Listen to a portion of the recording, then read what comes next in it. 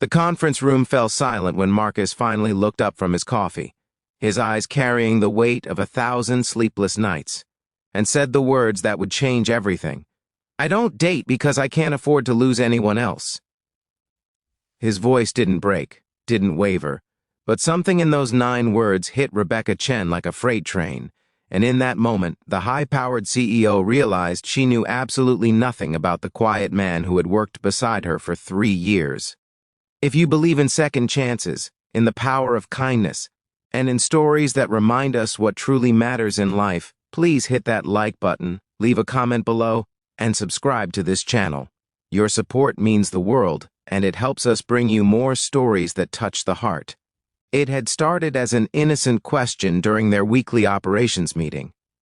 Rebecca had noticed that Marcus Thompson, her director of logistics, always declined company social events, never joined the team for happy hours, and politely excused himself whenever anyone suggested he might enjoy meeting someone. At 42, he was handsome in an understated way, intelligent, incredibly competent at his job, and seemingly allergic to any form of personal life. So when the quarterly reports were finished and the room had emptied except for the two of them, Rebecca had asked the question with genuine curiosity and perhaps a touch of concern. She had not been prepared for the answer that followed. Marcus took a long breath before he began to speak, his hands wrapped around his coffee cup like it was the only thing anchoring him to the present moment. He told her about Sarah, his wife, and how she had died 4 years ago, from an aggressive form of cancer that took her in less than 6 months from diagnosis. He told her about those final weeks when Sarah had made him promise that he would live again, that he would find happiness, that he would not let grief consume him. He had promised her everything she asked because he would have promised her the sun and the moon if it meant she could stay just one more day. But promises made to the dying are sometimes the hardest ones to keep.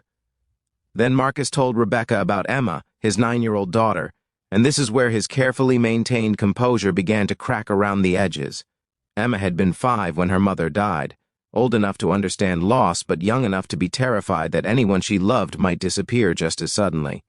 For months after Sarah's death, Emma had nightmares every single night.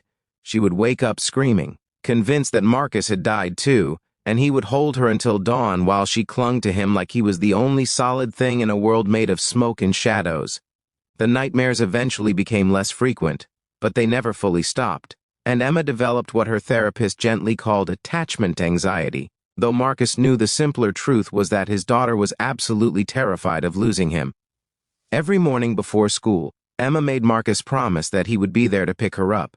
Every night before bed, she needed to see him, to hear him say goodnight, to know that he would be there when she woke up. She was doing better now, her therapist said, making progress, learning to manage her fears. But Marcus could see how she watched him when she thought he wasn't looking, how she still sometimes touched his hand just to make sure he was real, how she measured her world in the certainty of his presence. And so Marcus had made a choice, one that had shaped every decision he had made for the past 4 years. He explained to Rebecca that he worked his job with absolute dedication from 8 in the morning until 5 in the evening because Emma needed him to be consistent and reliable. He declined social events because Emma needed him home for dinner at 6:15 every single night. He didn't date because Emma needed to know that she was his priority, that nothing and no one would ever take him away from her, that her small world wouldn't be shattered again by someone new who might leave or change things or demand his attention in ways that would make Emma feel unsafe. It wasn't that Marcus didn't feel lonely sometimes, didn't wonder what it might be like to have adult companionship or even love again. But when he weighed his own loneliness against his daughter's need for security, there was no contest. Emma had already lost her mother. She would not lose her father to the uncertainties of dating, to the possibility that he might get hurt, or find someone who didn't understand or simply become too distracted to notice when his daughter needed him most. Rebecca listened with tears streaming down her face, and when Marcus finished speaking, she realized she had been holding her breath.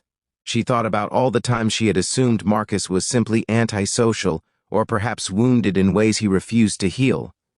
She thought about the birthday party she had thrown last year, when she had jokingly commented that surely he could spare one evening for the team, not knowing that evening was Emma's school play.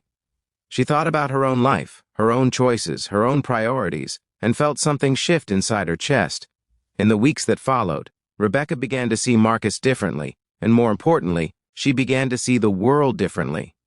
She started leaving the office at reasonable hours instead of working until 9 or 10 at night. She called her own parents more often, visited her sister and her nieces, stopped treating relationships as items on a checklist to be optimized for efficiency.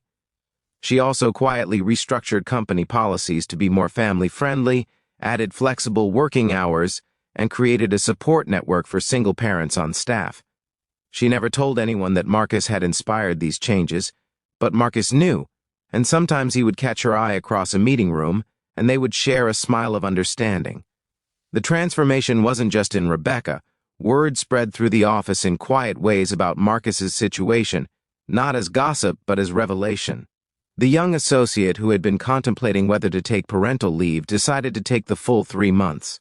The sales manager who had been divorced and struggling with joint custody started being more present during his designated weeks with his kids. The administrative assistant who had been feeling guilty about prioritizing her aging mother's needs over after-work networking realized that some things mattered more than climbing the corporate ladder. Marcus never sought recognition for any of this, never even fully realized the impact his honest answer had created, because he was too busy being exactly where he needed to be every single day at 5:01 when he left the office to pick up Emma from her after-school program. One evening, 6 months after that conversation, Rebecca stayed late to finish a presentation. As she was leaving at 7:30, she passed by the park across the street and saw Marcus pushing Emma on the swings. The girl was laughing, her head thrown back in pure joy, and Marcus was laughing too, and in that moment Rebecca understood something profound. Marcus had not sacrificed his life for his daughter. He had chosen it. Every single day he chose love over loneliness, presence over possibility, and the sacred responsibility of showing up for the one person who needed him most. There was nothing tragic about that choice. It was perhaps the most beautiful thing Rebecca had ever witnessed. If this story touched your heart, if it reminded you of what truly matters, please hit that like button and share this video with someone who needs to hear it today. Your engagement helps us create more meaningful content. Before we end, I want to ask you something special. Please leave a comment below telling us about one person in your life who shows up for you day after day, no matter what. Let's celebrate the unsung heroes who choose love over everything else. Emma will grow up one day, and she will understand more fully the gift her father gave her in those years when she needed him most. She will look back and realize that security isn't just a feeling but a choice that someone makes for you, over and over again, without fanfare or recognition. And Marcus, who asked for nothing more than the chance to be the father his daughter needed, gave her something more valuable than any romance or social life could ever provide. He gave her the absolute certainty that she was loved enough to be chosen, every single day, without question or hesitation.